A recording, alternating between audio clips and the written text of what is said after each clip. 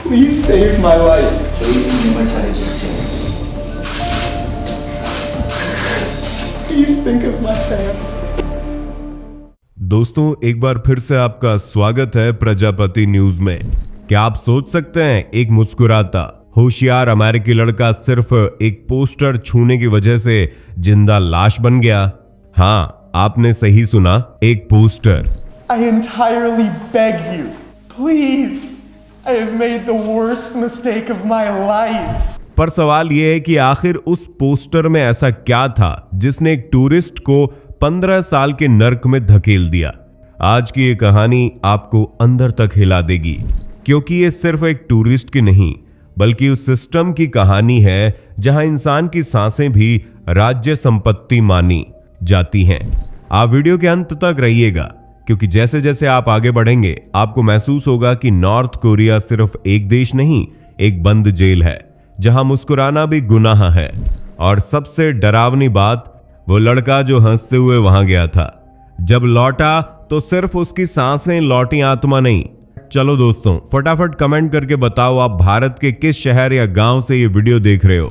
हमें सच में जानना है कि हमारे दर्शक देश के किस किस कोने से हमें सुन रहे हैं। आपका एक छोटा सा कमेंट हमें ये एहसास कराता है कि हमारी आवाज़ सच में पूरे भारत में गूंज रही है।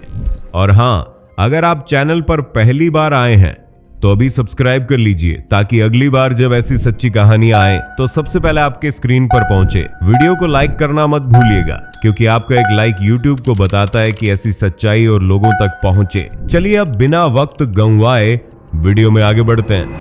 कैसे एक अमेरिकी के लिए उत्तर कोरिया नर्क बन गया? वह कौन सी गलती थी जिसकी सजा उत्तर कोरिया ने उसे इतनी दर्दनाक दी? क्यों एक छोटी सी गलती की वजह से अमेरिकी पर्यटक को 15 साल की सजा मिली? माँ बाप अपने बच्चे की हालत देखकर सन्न रह गए। क्या हुआ था उस अमेरिकी के साथ उत्तर कोरिया में, जिसकी कहानी सुनकर आपका कलेजा भी कांप उठेगा। चलिए जानते हैं जालिम उत्तर कोरिया की हैवानियत भरी कहानी। बस वीडियो के अंत तक बने रहिए। ये सच्ची कहानी है ऑट्टो वॉम्बियर की, जिसने 12 दिसंबर 1994 को व्योमिंग ओहायो में पिता फ्रेड वॉम्बियर और मां सिंडी वॉम्बियर के घर पहली बार आंखें खुली थीं। ऑट्टो देखने में जितना गुड लुकिंग था, पढ़ाई में उतना ही अच्छा और होशियार था, और इस बात का सबूत व्योमिंग हाई स्कूल में उसके अच्छे रिजल्ट के रूप में मिल गया था। ऑट्टो का पसंदीदा विषय गणित था, जिसमें उसकी प्रतिभा के कारण उसे जीनियस भी कहा जाता था। पढ़ाई के अलावा वह सॉकर और स्विमिंग का भी बेहतरीन खिलाड़ी था। अपनी इन्हीं खूबियों की वजह से वह छात्रों के बीच हीरो और शिक्षकों की नजरों में एक उज्जवल छात्र के रूप में पहचान बना चुका था। ऑट्टो का सपना एक बैंकर बनने का था, इसलिए स्कूलिंग खत्म होने के बाद वह यूनिवर्सिटी ऑफ वर्जीनिया में कॉमर्स और इकोनॉमिक्स की पढ़ाई करने लगा। वर्ष 2016 की शुरुआत में उसे स्टडी अब्रॉड प्रोग्राम के लिए हांगकांग रवाना होना था, लेकिन वर्क लाइफ में बिजी होने से पहले ऑट्टो ने किसी विदेशी देश का टूर करने का फैसला किया और अपने दोस्तों के साथ इस बार का न्यू ईयर किसी दूसरे देश में सेलिब्रेट करने का मन बना लिया। इसी दौरान उसके हाथ एक अखबार लगा, जिसके एक आर्टिकल में यंग पायनियर नाम की चीनी ट्रैवल एजेंसी उत्तर कोरिया का टूर करा रही थी, वह भी बहुत कम कीमत पर। जहां दूसरी एजेंसियां उत्तर कोरिया के टूर के लिए $2000 तक वसूलती थीं, वहीं यंग पायनियर एजेंसी का टूर सिर्फ $750 से शुरू होता था। ये देखकर ऑट्टो ने इसी ट्रैवल एजेंसी का टूर का दामन थामकर उत्तर कोरिया जाने का फैसला कर लिया, ताकि वहां की रहस्यमयी दुनिया को जान सके। लेकिन ऑट्टो के माता पिता उसके इस फैसले से बिल्कुल खुश नहीं थे, क्योंकि वे उत्तर कोरिया के सख्त नियमों, बेरहम अंदाजा और रूखे व्यवहार के बारे में जानते थे। लेकिन ऑट्टो ने अपनी जिद नहीं छोड़ी और अपने ट्रैवल ग्रुप के साथ 29 दिसंबर 2015 को चीन के बीजिंग एयरपोर्ट से उत्तर कोरिया की ओर रवाना हो गया। इस ट्रैवल ग्रुप में ऑट्टो समेत 11 अमेरिकी, कुछ ऑस्ट्रेलियाई और इंग्लैंड के निवासी भी थे, जो उत्तर कोरिया जाने को लेकर बेहद उत्साहित थे।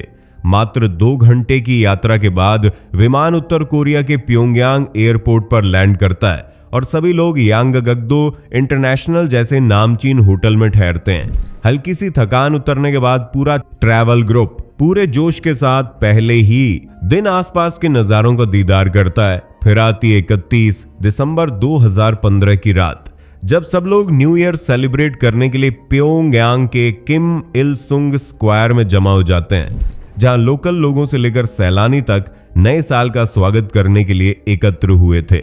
रात भर यहां नए साल का जश्न चलता है, लेकिन देर रात ओट्टो अपने ग्रुप के साथ होटल लौट आता है। यह होटल किसी शानदार महल की तरह था, जिसमें 5 रेस्तरां, एक बार, एक सौना और एक बॉलिंग एली भी बनी हुई थी। इसलिए ओट्टो के दोस्त अपने अपने शौक के मुताबिक अलग अलग ठिकानों पर मौज मस्ती करने निकल पड़ते हैं। कुछ का ठिकाना बार बनता है तो कुछ बॉलिंग एली की तरफ रुख करते हैं, जबकि ओट्टो अपने दोस्तों से अलग होकर कमरे में आकर सो जाता है। उत्तर कोरिया की ढेर सारी यादें दिलों से लेकर कैमरों तक में कैद करने के बाद अब सभी यात्री 2 जनवरी 2016 को उत्तर कोरिया को बाय बाय कहते हैं और प्योंगयांग एयरपोर्ट पर आकर अपनी फ्लाइट का इंतजार करने लगते हैं। उत्तर कोरिया की इस खुशहाल ट्रिप से हर कोई खुश था और ओट्टो का तो जैसे उत्तर कोरिया जाने का सपना पूरा हो गया था। अब तक ये देश उसके लिए किसी जन्नत जैसा था, लेकिन कुछ ही पलों में ये जहन्नुम बन गया। अचानक 2 पुलिस अधिकारी ओट्टो के पास आते हैं और उससे बिना कुछ पूछताछ किए जबरदस्ती अपने साथ ले जाने लगते हैं। ये देखकर ओट्टो और उसके साथी गिरफ्तारी की वजह पूछते हैं, लेकिन कोई जवाब नहीं मिलता। ये देखकर सबको लगता है कि शायद उसे अमेरिकी होने की वजह से परेशान किया जा रहा है, क्योंकि अमेरिका और उत्तर कोरिया के बीच दुश्मनी की लकीर खींची हुई है। इसलिए सबने सोचा कि उसे सामान्य जांच के लिए ले जाया जा रहा होगा। इस बात को हल्के में लेते हुए ओट्टो के दोस्त डैनी ग्रेटन ने मजाक में कहा, तो दोस्त, शायद ये हमारी आखिरी मुलाकात है, अब कभी तुझे देख नहीं पाऊंगा। लेकिन डैनी नहीं जानता था कि उसके ये शब्द सच होने वाले हैं, लेकिन ओट्टो को इसका अंदाजा नहीं था, इसलिए वह हंसता हुआ अधिकारियों के साथ चला गया। वहीं ट्रैवलर्स भी फ्लाइट में जाकर बैठ गए, क्योंकि उन्हें यकीन था कि सरसरी पूछताछ के बाद ओट्टो को फ्लाइट में भेज दिया जाएगा। लेकिन कुछ देर बाद फ्लाइट में 2 अधिकारी आए और ट्रैवल ग्रुप को यह जानकारी दी कि ओट्टो आपके साथ नहीं जा पाएगा, क्योंकि उसकी तबीयत बहुत खराब है और उसे अस्पताल भेज दिया गया है। ये बात ग्रुप को बिल्कुल हजम नहीं हुई, क्योंकि कुछ मिनट पहले ही ओट्टो हंसता खिलखिलाता नजर आ रहा था। फिर अचानक उसकी तबीयत इतनी खराब कैसे हो गई? ये सवाल पूछने की किसी में भी हिम्मत नहीं थी, इसलिए सब खामोश रहे और फ्लाइट ने ओट्टो के बिना ही उड़ान भर ली। इस तरह ओट्टो उत्तर कोरिया में बिल्कुल तन्हा रह गया। घटना के कुछ समय बाद KCNA यानी कोरियन सेंट्रल न्यूज एजेंसी यह घोषणा करती है कि ओट्टो को कोरियाई सरकार ने हिरासत में लिया है, क्योंकि उसने देश के खिलाफ कोई गलत काम किया है। हालांकि वह काम क्या था, ये कोरियाई सरकार की ओर से जानकारी नहीं दी जाती। इस घोषणा के बाद न तो ओट्टो को किसी मीडिया रिपोर्ट ने कवर किया और न ही अमेरिकी सरकार को ओट्टो से जुड़ी कोई खबर मिल सकी। लगभग 2 महीने बाद 18 मार्च 2016 को कोरियाई सरकार की ओर से एक CCTV फुटेज जारी की गई, जो 1 जनवरी की सुबह 1:57 की थी। इस फुटेज में एक आदमी होटल की दीवार से एक पोस्टर उतारता हुआ या कहें तो चोरी करता हुआ दिखाई दे रहा था। फुटेज साफ नहीं थी, जिससे ये स्पष्ट हो सके कि वह ओट्टो है या कोई और, लेकिन कोरियाई सरकार ने यह दावा किया कि वह व्यक्ति ओट्टो ही है जिसने पोस्टर चुराने की गुस्ताखी की है। साथ ही ओट्टो होटल के जिस दूसरे फ्लोर पर गया था, वह जगह केवल स्टाफ के लिए निर्धारित थी, कोई आम व्यक्ति वहां नहीं जा सकता था। एक बार को सरकार इस गलती को भी माफ कर देती, लेकिन ओट्टो ने वह पोस्टर उतारा था जिस पर किम जोंग इल का नाम और फोटो छपा हुआ था। और इस देश का नियम है कि जिस पोस्टर पर देश के नेताओं का नाम और फोटो हो, उसे नष्ट करना यानी देश से गद्दारी करने के समान अपराध माना जाता है। इसलिए एक पोस्टर हटाने के जुर्म में ओट्टो को गिरफ्तार किया गया था। फिर 29 फरवरी 2016 को एक प्रेस कॉन्फ्रेंस का वीडियो जारी किया गया, जो उत्तर कोरिया की ओर से प्रकाशित किया गया था। इसमें ओट्टो सही सलामत दिख रहा था और उसने कबूल किया था कि हाँ, उसने ही पोस्टर के साथ छेड़छाड़ की थी।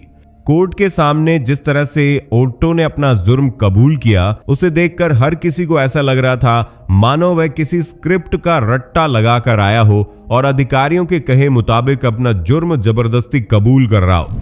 ओट्टो ने कोरियाई अदालत के सामने गिड़गिड़ाकर माफी मांगी और कहा, मैं कोरिया की सरकार और जनता से माफी की भीख मांग रहा हूं। मैंने अपने जीवन की सबसे बड़ी गलती की है। बस आप लोग दिल बड़ा करके मुझ पर रहम करें और मुझे माफ कर दें। ऑटो की दर्द भरी पुकार और आंखों से छलकते आंसू देखकर जहां पूरा देश और दुनिया हैरान थी, वहीं उत्तर कोरियाई सुप्रीम कोर्ट पर इसका कोई असर नहीं हुआ। ऑटो को पोस्टर चोरी करने के इल्जाम में 15 साल जेल की भयानक सजा सुनाई गई, जिससे वह पूरी तरह टूट गया। जब इस सजा के बारे में देश विदेश में पता चला तो हर कोई दंग रह गया कि भला एक पोस्टर चोरी करने की सजा इतनी भयानक कैसे हो सकती है, वह भी एक पर्यटक के लिए जो देश के नियम कायदे कानून से भली भांति परिचित नहीं था। फुटेज में यह तक साफ नहीं दिख रहा था कि वह ऑटो ही है या नहीं, लेकिन कोरियाई अदालत और सरकार तो बस ऑटो पर ही इस सब का इल्जाम डाल रही थी। उसे सजा देने के बाद न तो कभी उसकी कोई खबर किसी को मिली और न ही ऑटो के माता पिता को उससे मिलने की अनुमति दी गई। इससे माता पिता ज्यादा घबरा गए कि कहीं उनके बेटे के साथ कुछ गलत न हो गया हो। ऑटो के माता पिता ने अमेरिकी सरकार से लेकर कई संगठनों तक से मदद की गुहार लगाई, पर कोई फायदा नहीं हुआ। इसी दौरान डोनाल्ड ट्रंप अमेरिका की सत्ता पर काबिज हुए और उन्होंने ऑटो के केस को सुलझाकर अपने नागरिक को वापस देश लाने की मुहिम छेड़ दी। ये केस अमेरिका के special representative for North Korea Joseph Yun के हाथों में सौंपा गया, जिन्होंने सरकार की अनुमति से अप्रैल 2017 में उत्तर कोरिया में कदम रखा और वहां के अधिकारियों से बातचीत कर मामले को सुलझाने की कोशिश की। ये बातचीत सफल भी रही, लेकिन जब उन्होंने ऑटो से मिलने की गुजारिश की तो उन्हें प्योंगयांग के एक अस्पताल में ले जाया गया, जहां ऑटो की हालत देखकर जोसेफ का दिल बैठ गया, क्योंकि वह कोमा में जा चुका था। उसकी नाक में फूड ट्यूब डली हुई थी, जिसकी मदद से उसे खाना दिया जा रहा था। उसके शरीर में कोई हलचल नहीं थी और पैर भी अजीब तरह से पीछे की ओर मुड़े हुए थे। जब जोसेफ ने इस पूरी स्थिति की वजह पूछी तो डॉक्टरों ने बताया कि ऑटो पिछले 1 साल से इसी हालत में यहां भर्ती है। उसके मस्तिष्क की कोशिकाओं और ऊतकों को बहुत नुकसान पहुंचा है, इसलिए वह कोमा में चला गया है। ऑटो की हालत एक जिंदा मुर्दे जैसी थी, जिसकी सांसें के तो चल रही थीं, लेकिन शरीर में जान नहीं थी। अब जोसेफ ने दांव पेंच अपनाकर किसी तरह उत्तर कोरिया से ऑटो को घर ले जाने की अनुमति ले ली। 13 जून 2017 को एक प्राइवेट प्लेन की मदद से ऑटो को उसके होम टाउन ले जाया गया, जहां उसका परिवार और शहरवासी हर कोई ऑटो के खिलखिलाते चेहरे को देखने के लिए बेताब था। प्लेन का दरवाजा खुला, 2-3 लोग बाहर निकले और उनके हाथों में था ऑटो, जो अब चल फिर नहीं सकता था। लोगों की सहारे की मदद से उसे प्लेन से बाहर लाया गया। अपने बच्चे की यह हालत देखकर माँ बाप का दिल दहल गया, क्योंकि उनका बेटा तो ऐसा था ही नहीं। हंसता खिलखिलाता चेहरा, मजाकिया अंदाज और बेहद फुर्तीला। लेकिन जो ऑटो अब आया था वह बेजान, बेबस और बेसहारा था। माँ बाप ने उससे पूछा, तुम्हारे साथ ये सब कैसे हुआ? लेकिन ऑटो ने कोई जवाब नहीं दिया और बेबस आंखों से उनकी ओर देखता रहा, क्योंकि वह इस हालत में था ही नहीं कि कुछ बता पाता। अपने बेटे को खुशियों के साथ घर ले जाने की बजाय माता पिता ने उसे भारी दिल और नम आंखों से अस्पताल में भर्ती कराया और उसकी देखभाल करने लगे। डॉक्टरों ने बताया कि ऑटो के दिमाग के जो ऊतक हैं उन्हें बहुत नुकसान पहुंचा है और इसकी वजह पर्याप्त ऑक्सीजन न मिलना। इतना ही नहीं, उसे कार्डियक अरेस्ट भी हो चुका था, लेकिन उसकी असली वजह डॉक्टर कभी नहीं जान पाए और न ही ऑटो कुछ बता सका। ऑटो के फैमिली डेंटिस्ट डॉक्टर ने जब उसके दांत देखे तो पाया कि वे पीछे की ओर झुके हुए थे, जो पहले ऐसे नहीं थे। मानो किसी ने उसे जबरदस्ती यातना देते हुए पीछे मोड़ा हो या फिर उसके मुंह पर कोई भारी चीज मारी गई हो, जिससे वे ऐसे हो गए। माता पिता ने ऑटो की फीडिंग ट्यूब हटवा दी और 19 जून 2017 को ऑटो की इसी हालत में मृत्यु हो गई।